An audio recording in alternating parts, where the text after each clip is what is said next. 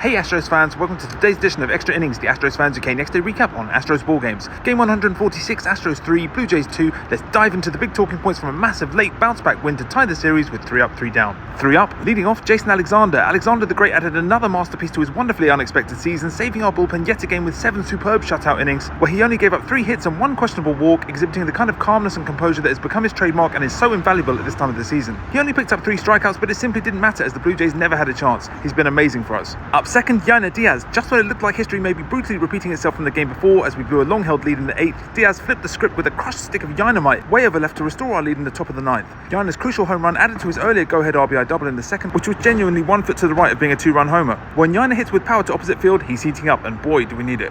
Up third, Bryan Abreu. It was a major revenge night for El Mr. Relampico, as Abreu was entrusted with closing the game out in the bottom of the 9th just 24 hours after his horrible meltdown outing. What a fantastic performance this time by Abreu. It takes real guts and character to step up like he did here, and he nailed the 1-2-3 save this time when under tremendous pressure, with the final out in the shape of a strikeout of Isaiah Canafalefa being a delicious piece of closure on the game before. Let's break the rules. Up fourth, Carlos Correa. The Astros legend added another chapter to his career with a lasered home run over left that doubled our lead to 2-0 and was Correa's 200th home run in MLB. Correa also had another hit in the game and remains a hugely influential player for us. We just need to start getting runners on base before he hits those homers. Up fifth, Yainer Alvarez. The big man had a pretty quiet game by his absurd standards, with just the 2 more hits here as he stays locked in at the plate. Bombs are around the corner. Up sixth, Joe Espada. He played a real gambler's hand in throwing Bryan Abreu back into the fray so soon like this. I think a lot of people would have been very reluctant to take that risk, as had it backfired, it would not only have been another huge blow to our season, but could have wrecked Abreu for good. However, instead the show of faith allowed Abreu to exercise those demons and may now have given him the confidence to embrace this 9th inning role. 3 down, first out, Stephen Oka. Unfortunately, it was a poor outing from Oka in the 8th as he gave up a run on 3 hits and left the game with runners at the corners and just 1 out, contributing significantly to robbing Alexander's performance of a win and putting the game in jeopardy.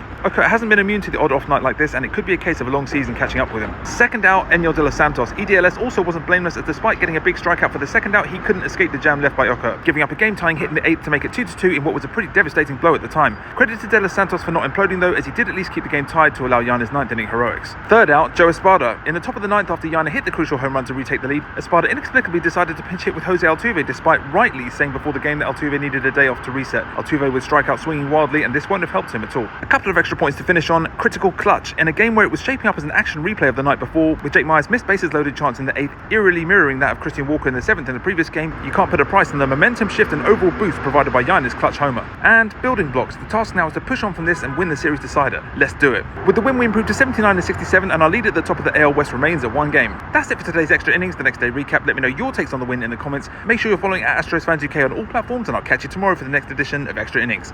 Go Stros!